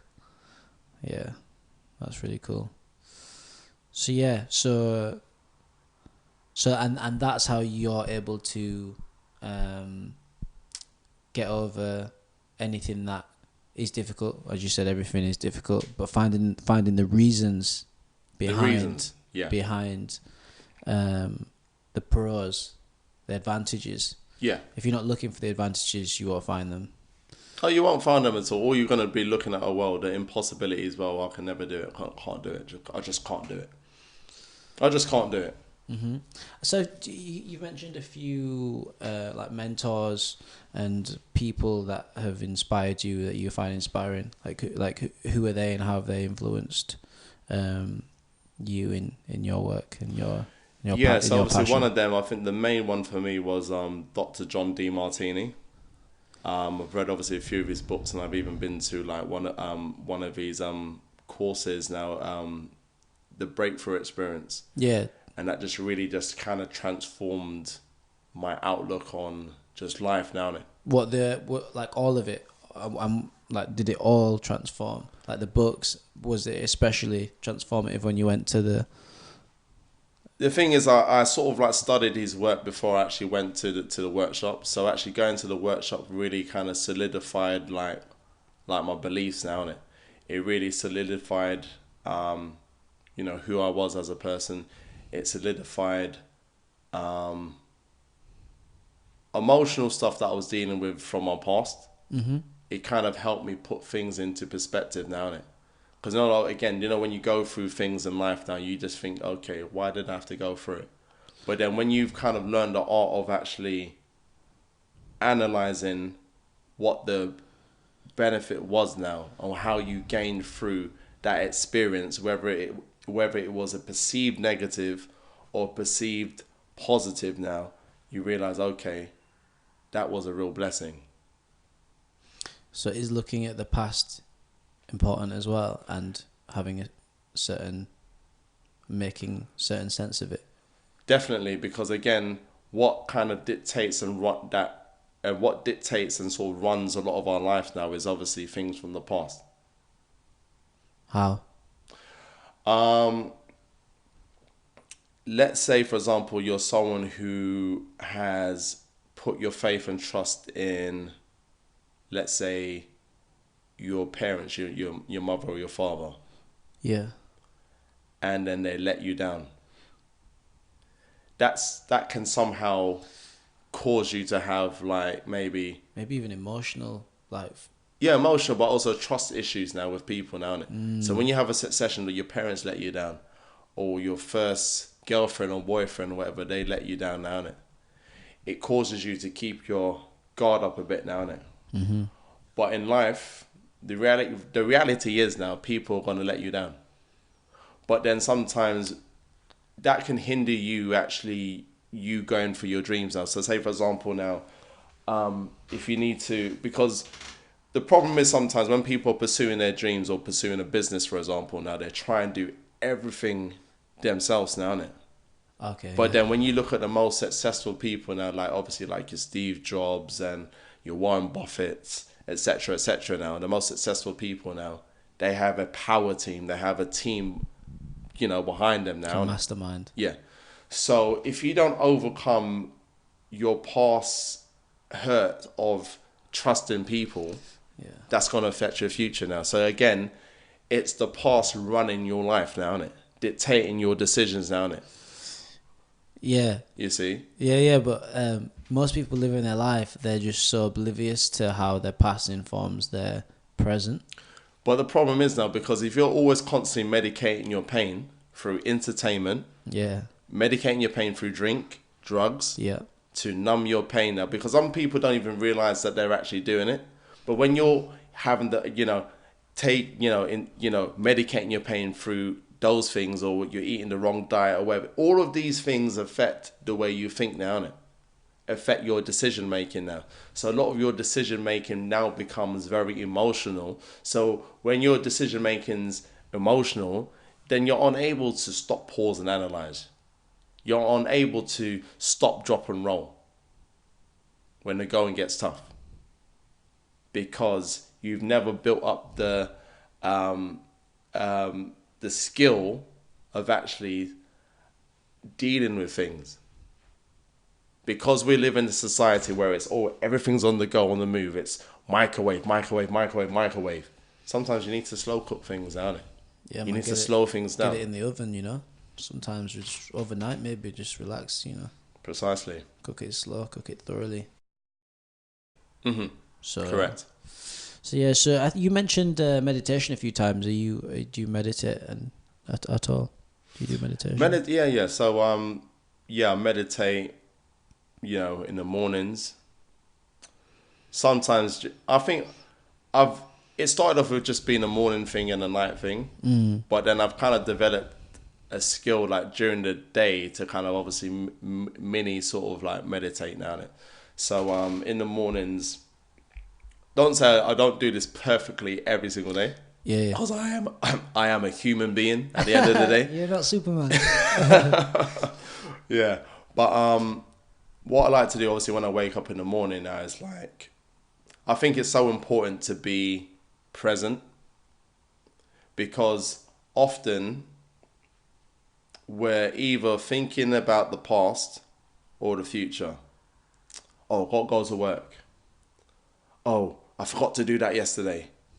It's always, the past, future, but never being present. So one of the first things I like to do when I wake up in the morning, I wake up and like, I'm alive. Thank you, universe. Thank you, God. Thank you, whoever. Counting my blessings down it. So it's like, wow, I'm just grateful that I've woken up in a bed. There's people in this world that woke up underneath some shop. Yeah, man. Do you feel like gratitude's an important sort of, almost starter emotion in the day. Definitely. And that's something that I actually have now. I have a gratitude diary, which I started doing just over a year now, innit? So just every day, like at the end of the day, I would just count my blessings now, innit? Just like, and it may seem like the smallest thing to like some people, but it's not. It's that small, because the thing is, when you count your blessings now, you just kind of realize how blessed you really are. Because people are very good at counting what's going wrong in their life. Oh, the job. Oh, couldn't afford to get a new laptop. I didn't get any likes on my Instagram post. So this, that, and the other, and this. Yeah. We're very good at counting things that aren't going wrong, but that we're not very good at the simple arithmetic of counting our blessings now. Yeah. It's very simple now, because when you simple arithmetic, I like that. Yeah. It's another quote as well, but I can't remember who it's from again. But yeah, just gratitude now. It's just smaller things like, okay, I'm grateful that I was able to, walk up the road. Yeah. I'm grateful. Sometimes it can be the smallest thing now. Because as I say, like I try and bring that state of meditation and gratitude throughout the day. So sometimes I may be walking and I'm feeling tired, but then I'm seeing someone getting pushed in a wheelchair. Yeah. Gosh, I'm like complaining about like being tired now, but then like that person can't even walk, for example. If I've just had a workout, I'm grateful that I had the health and strength to actually work out. I've become grateful, like for example, if an job opportunities like come my way now, or I've been booked for a job now, I'm grateful for that. When a casting director hasn't picked me for a particular role in a campaign, for example, Yeah. I'm grateful for that. Grateful for like almost like rejection, things like that as well. Oh yeah, because I'm grateful that they considered me. Wow. Yeah. The fact that they considered me and actually thought, well, then I just know, okay, well, there must be something better around the corner. But I'm grateful for that opportunity that was given to me to be even chosen. Mm-hmm. For them to make a decision to say yes or no to me. Yeah. So you also have a belief there, for example, that things are going to get better. You've got a positive, optimistic mind frame. The thing is now, things will always get better if you, again, I'm going to use that same, when you fill your time and you put your time and energy into the things that you're passionate about. When you're filling your day with high priority actions now, you're just thinking, okay, because at the end of the day, what you sow is what you reap in life. Yeah, man. We're all gardeners. Yeah. So it's not like I'm not one of those people that wills things into existence, because I believe in, and this is Napoleon Hill as well, you have to be a active believer. Yeah, I'm actually paraphrasing it. He put it in a different way now, but it's like it's almost like there's another verse in the Bible that says, faith without works is dead. Yeah, you need action and faith. Action and faith now. So when you put those two things together, manifestations. Beautiful. What is faith to you? Is it like is it an energy? Is it a mind state? Or is it both? How would you define a faith? Like faith? Definitely, your faith has to be in action. But I would define faith is believing in something that you cannot see right now, but you believe it in your heart. So it all is that connection now, because like the thing is now, like I saw myself as being free from asthma before it actually manifested. In your mind? Yeah, in my mind now. So I pictured myself thinking, okay, if I'm consistent with this running, if I am consistent with the right diet that I'm putting inside of me, if I'm consistent enough now, I'm going to get better. So it's almost like visualizing and then understanding that, okay, if I stay consistent with it. It's not going to happen overnight, but if I stay consistent, I'm going to get stronger. I'm going to get stronger. I'm going to get stronger. So I had to then picture it and then put my faith into action. Yeah. Still, faith sounds like such like a intangible, ungraspable thing. And yeah, I know a lot of people struggle with faith, and because they can't see it. And I actually think it's like one of the negative byproducts of the of science in a way, and of because when religion died in the mainstream, when people's lives were really bad, at least they had faith to like get them through. Now people's lives are like generally much better. You don't have to believe in God to have a relatively comfortable existence in a lot of places in the world. But like it feels like people have then forgotten about faith in a way, and in the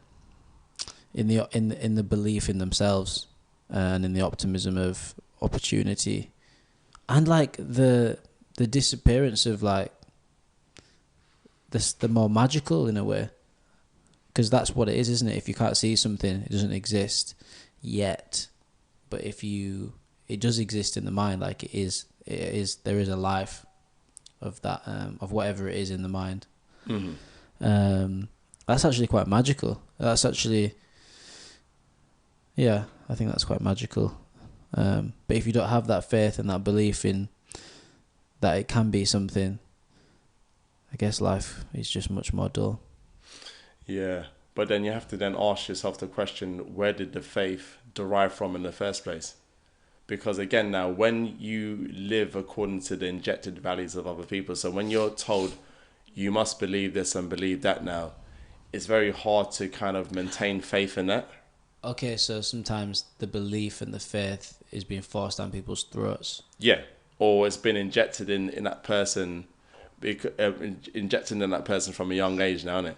So like, for example, like, okay, Father Christmas, Santa Claus is real. He's real.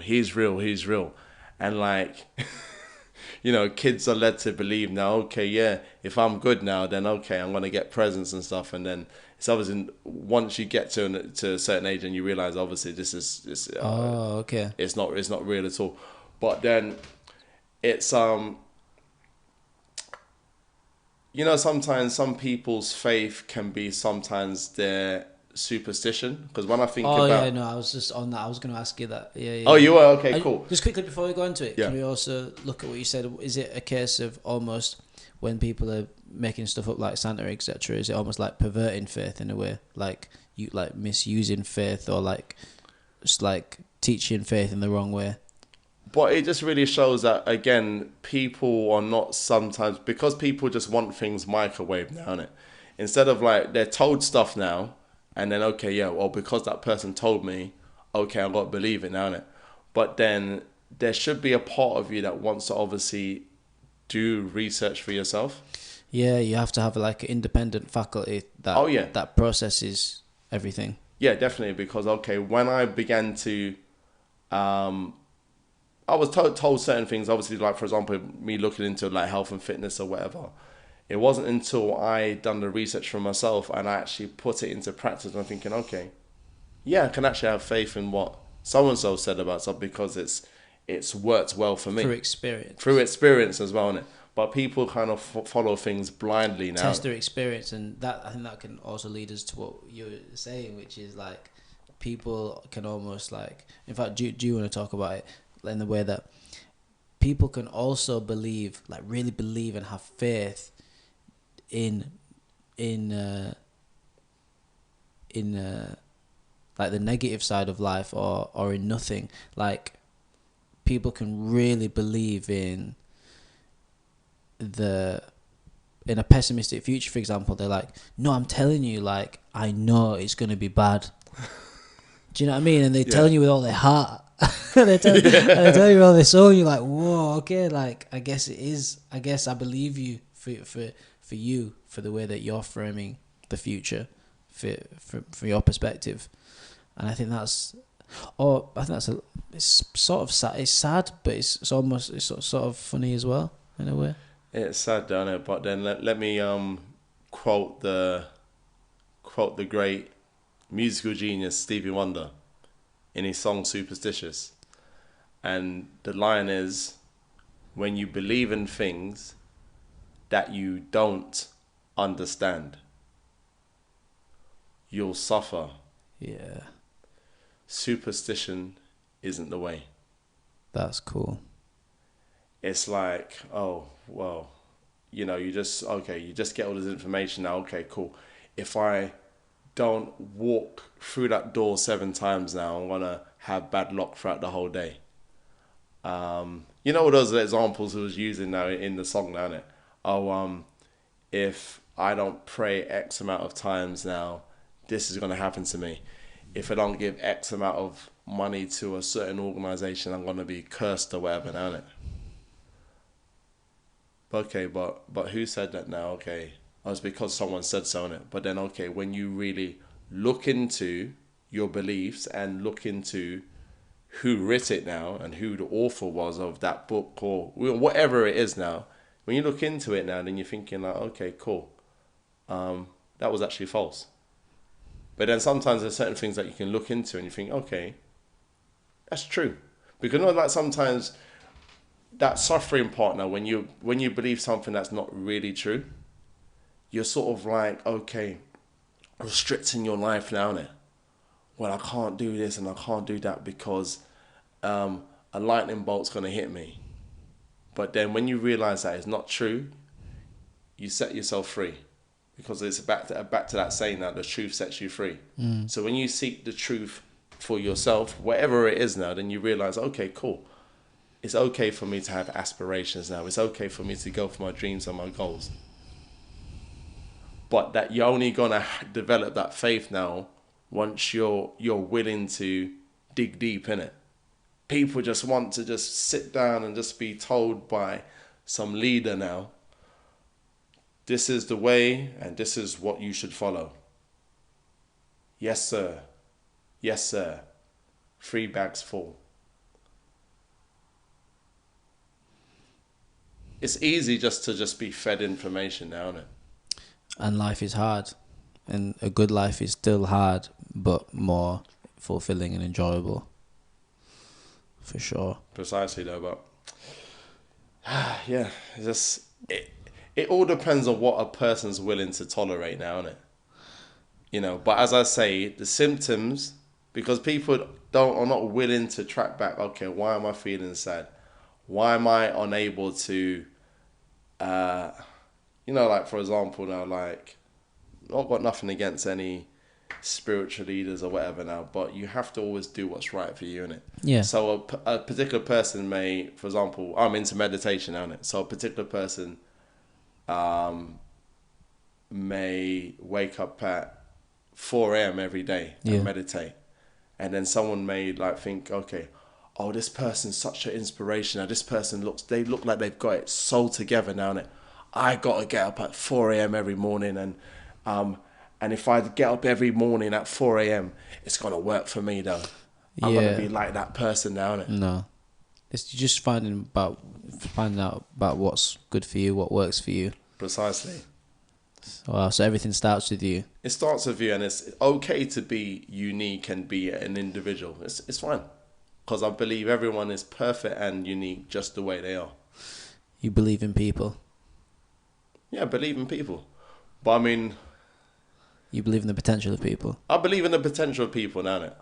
So the thing is now, it's like, but then the thing is what I've learned, because throughout the years, I've always been heavily invested in like, okay, let me listen to all your problems now, innit? Okay, now I'm going to give you the answer. But then I found the more that I was giving people answers now, the more they wouldn't put any of that into practice at all. But I've obviously learned techniques of like, okay, cool. You know what? Your strength comes from within you. Okay. So it's asking again. It's back to asking the right questions now, isn't it? Totally. Yeah, I've just figured out the same thing. I've just got to a point in my coaching where I understand that the person has all the resources, even if it's not accessible right now. But the aim is to allow the person to access them, to guide them to empower themselves, as opposed to having the answer. One can have the idea of the answer, but one has to empower the other person, if possible, to empower themselves, and then have that tool forever, and also have the ownership and be in possession of not only the technique but their own path. That's correct. Yeah, it's beautiful. It's beautiful. And that stems from a belief in people as opposed to just oneself. Yeah, because the thing is now, what helps? Well, the reason I have so much faith in people because in a sense you have to obviously see yourself in that person. Yeah. Because you got to realize even yourself as an individual, you're always constantly developing and getting stronger as an individual. You've seen your own journey, so you understand that other people can go through a journey as well. Precisely. Yeah. And I know what it feels like to be, because obviously I've used examples of obviously parents, family, people in your past that sort of like try and dictate to you and say this, that. Because one powerful thing that I've learned now is that when you don't take control of your life, other people will. Yes. Yes. Yes. But once you give yourself that permission to be you, it's so empowering. It's so life-changing. I can feel it right now. I can feel the energy when you're talking about it. Because I've come from that place. It's free. You're free. Yeah, you feel free now, much freer than before. Oh yeah, no, definitely. That's why even like people that probably haven't seen me in a few years, and when they see me, they're like thinking like, gosh, like. I saw one guy at the gym last week now. I used to work with him probably about 7 years ago. And he saw me at the gym now and he was like, he said, I swear people aren't meant to be getting younger, but I said, how's it possible that like Reynolds like looking younger?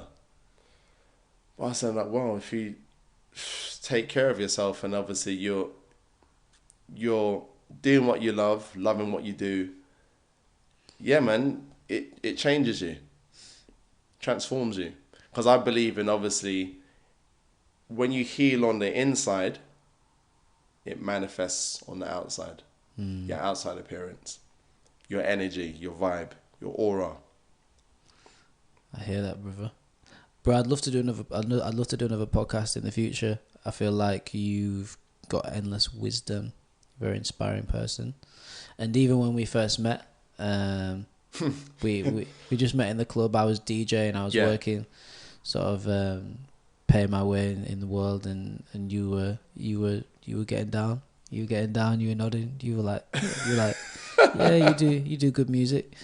Yeah, I just felt like an instant connection, even though I didn't know that you were Reynold, the fitness guy, the athlete. So I just want to thank you for coming over and for connecting in this way. And yeah, it'd be great to keep in touch. Definitely, bro. I'm just thank you for this opportunity. And the thing is, I'm just obviously a believer, obviously, of vision and writing your goals down. And actually, part of my vision was now that my health and fitness journey will lead me to be interviewed by people. People want to know who this guy is now, who this young man is now, innit? So it's kind of like I've been interviewed before and I've been interviewed by you, so that's just a manifestation of obviously again, of what the faith I had in where I was going to be in life now, innit? So this is a direct example of direct example. Obviously, this is something I've written down, and I constantly read my goals, I constantly read my vision, and like it's coming into manifestation. But then it's coming to manifestation by me being proactive, not just like okay, just waking up and just waiting on, things just to fall on my lap at all. But it's me filling my day with high priority actions, and my high priority actions of being a person who is just open to all people now. So whether I'm in a restaurant or in a club or wherever I am now, even sometimes even being on public transport as well. Sometimes I have people just talking to me. But even again, you seeing me where you see me in that club where you were DJing now, innit? There was something about me that just felt I feel comfortable just talking to this guy. Yeah. I get sometimes the most random people speaking to me, but then that's just my heart now. That's just my life now, just obviously to give to people. So yeah, so I do appreciate you obviously just, calling me down to do this interview. It's my pleasure. And where can people find you? Where can people find me? At the moment, people can just find me on Instagram. Mm-hmm. So my Instagram handle is at Reynold Fitness Guy. At the moment, I'm sort of like trying to develop a website. So it's just mainly like Instagram and at Reynold Fitness Guy. So if you ever visit my page, hit me with a DM if you want, I don't know, coaching sessions at all, any sessions with me at all, I'm available. Yeah, man, you definitely go check out Reynold Fitness. It inspires me on my fitness quest. I still need to get into calisthenics. It's just so horrible. I need to write down all the benefits of doing it in order to be inspired enough to do it, and not just do the stuff that comes more easily to me. So much respect. Oh, yeah.